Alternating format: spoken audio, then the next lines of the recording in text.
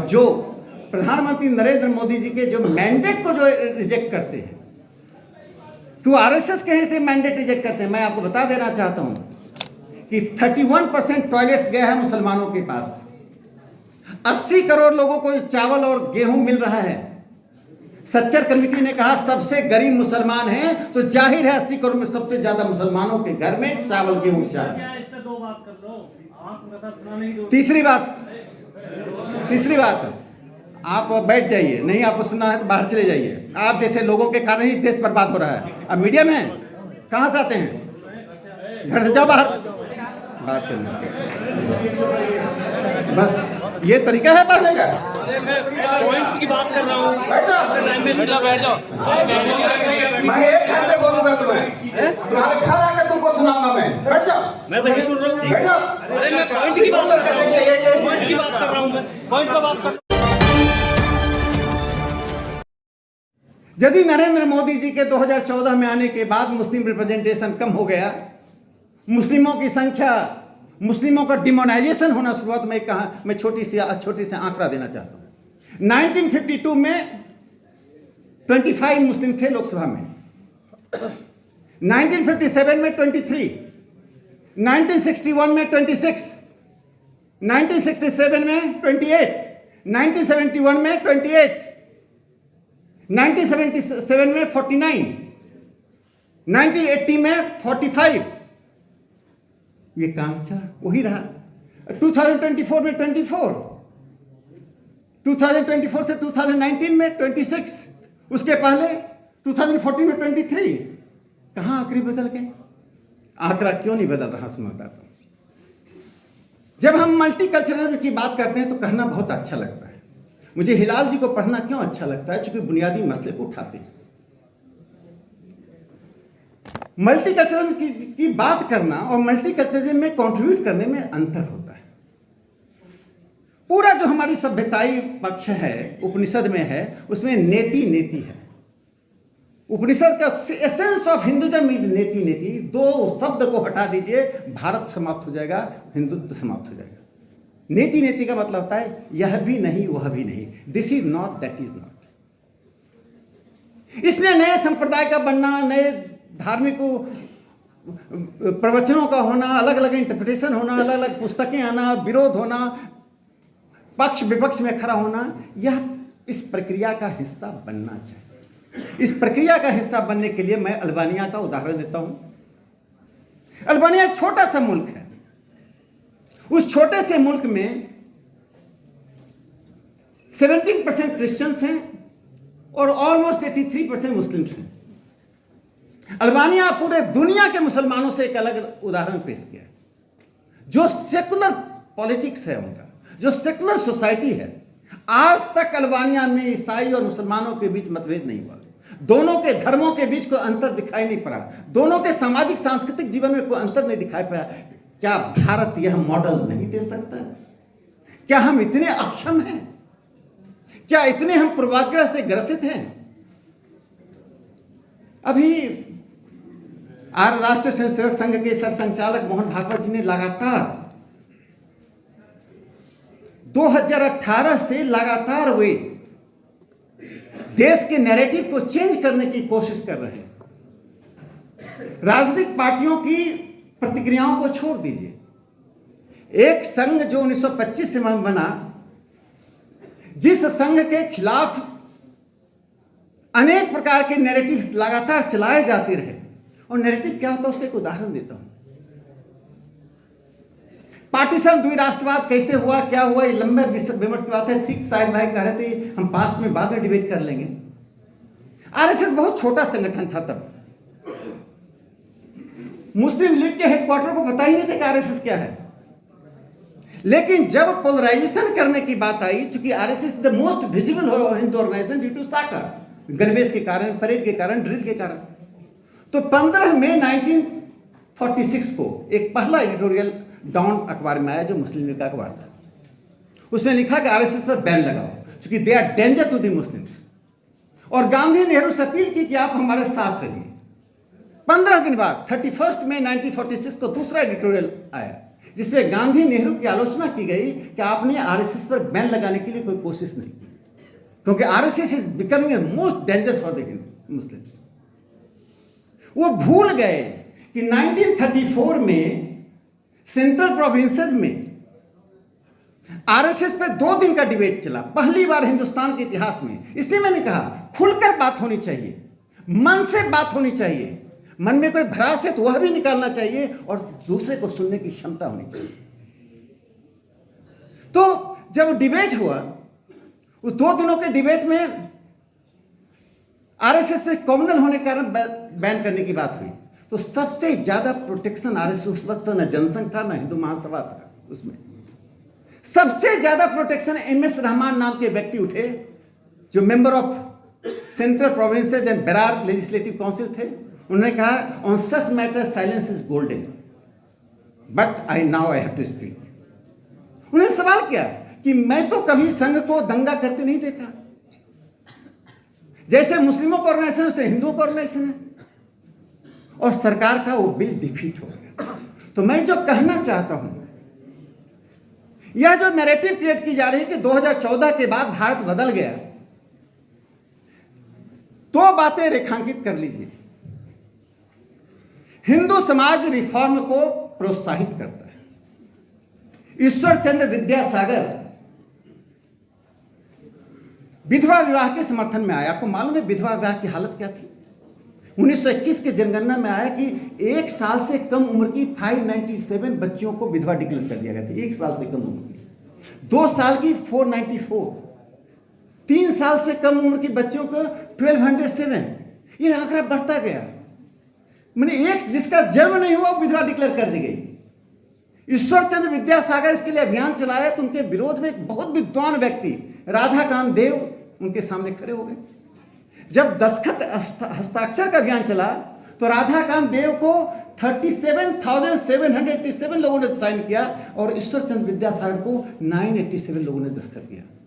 लेकिन हिंदू समाज ने ऐसे 37,000 लोगों को खारिज कर दिया, 900 लोगों को स्वीकार कर लिया। हमने विधवा विवाह को स्वीकार कर लिया और वुमेन में रिफॉर्म की बात।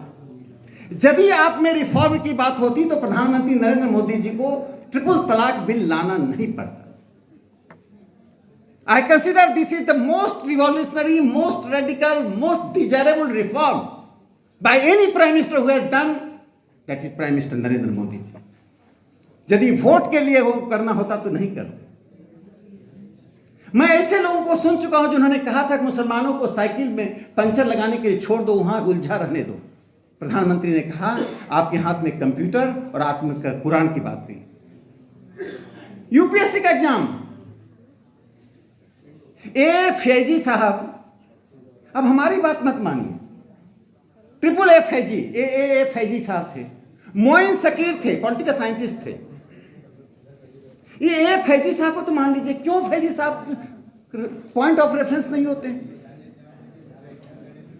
और तजामुल हुसैन साहब, तजामुल हुसैन बिहार के पटना सिटी से थे।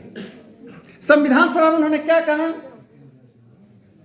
The term and concept of minority is a British term. Britishers have gone with this term and concept has gone. Please throw this term from the dictionary.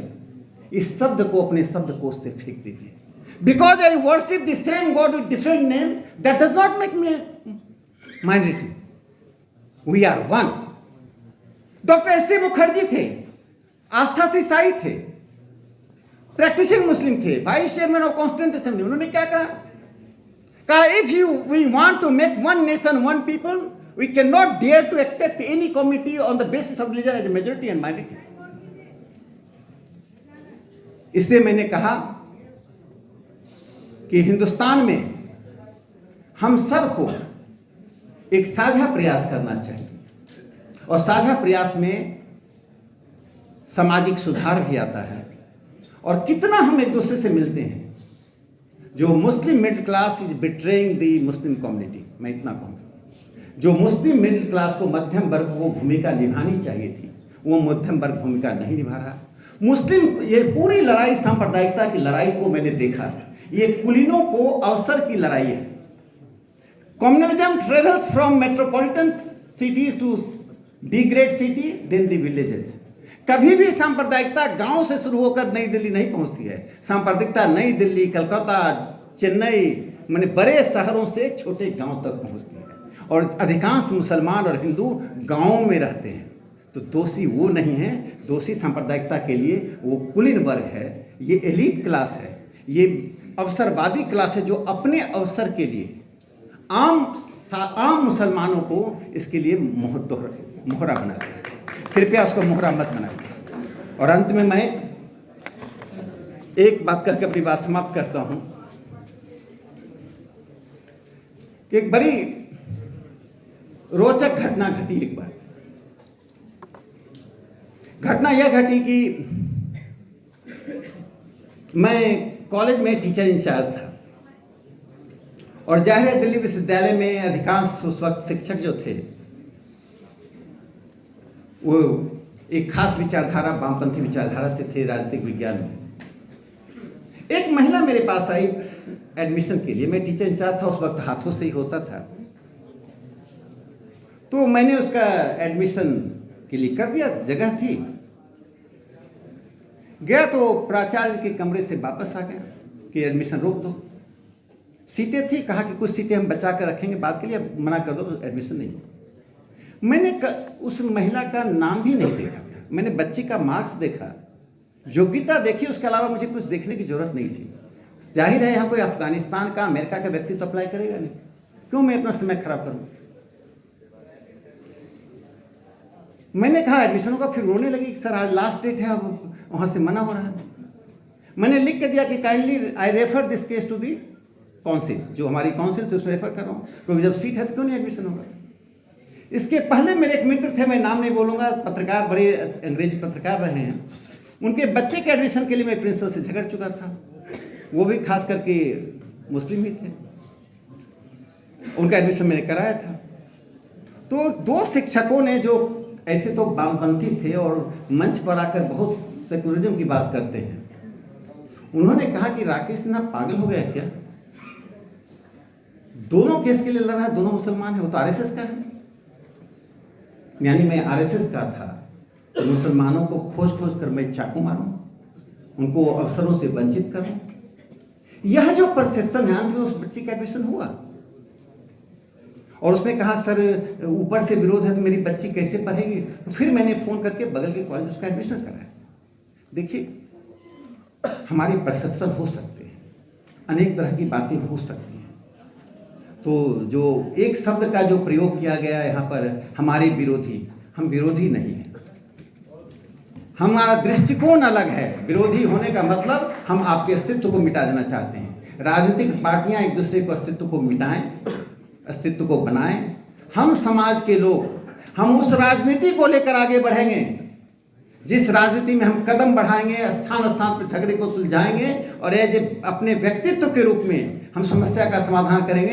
यदि ऐसा नहीं किया तो ये नैरेटिव बना बनाकर काल्पनिक शत्रु पैदा करके हमें लड़ाते रहेंगे, हम लड़ते रहेंगे। और जो बात आपने कही, 75 साल से जो समस्या के लिए आप लड़ रहे हैं, वो समस्या वैसी बनी रहती है। समस्याओं को खड़ा करने की आवश्यकता नहीं है, समस्याओं को समाधान करने की आवश्यकता है। इसलिए एक दूसरे से मिलें, जुड़ें, बातें करें। और जो प्रधानमंत्री नरेंद्र मोदी जी के जो मैंडेट को जो रिजेक्ट करते हैं, क्यों आरएसएस कहीं से मैंडेट रिजेक्ट करते हैं, मैं आपको बता देना चाहता हूँ कि 31% टॉयलेट्स गए हैं मुसलमानों के पास। 80 करोड़ लोगों को चावल और गेहूं मिल रहा है। सच्चर कमेटी ने कहा सबसे गरीब मुसलमान हैं, तो जाहिर है 80 करोड़ में सबसे ज्यादा मुसलमानों के घर में चावल गेहूं चाहिए। तीसरी बात, आप बैठ जाइए, नहीं आपको सुनना है तो बाहर चले जाइए। आप जैसे लोगों के कारण ही देश बर्बाद हो रहा है। अब मीडिया में कहाँ से आते हैं, घर से जाओ बाहर बात करना। बस ये तरीका है पढ़ने का। पॉइंट की बात कर रहा हूँ। बैठ जाओ। मैं एक घंटे बोलूंगा तुम्हारे घर आकर तुमको सुनाऊंगा। मैं बैठ जाओ। मैं तो नहीं सुन रहा हूँ। बैठ जाओ। अरे मैं पॉइंट की बात कर रहा हूँ, पॉइंट की बात कर रहा हूँ। मैं पॉइंट पर बात कर लो, बस ये कह रहा हूँ। मैं क्या कह रहा हूँ, गलत आप आप में धैर्य नहीं है मेरे को सुनने का। एक ही तो सवाल बोलो बोलने के लिए बोल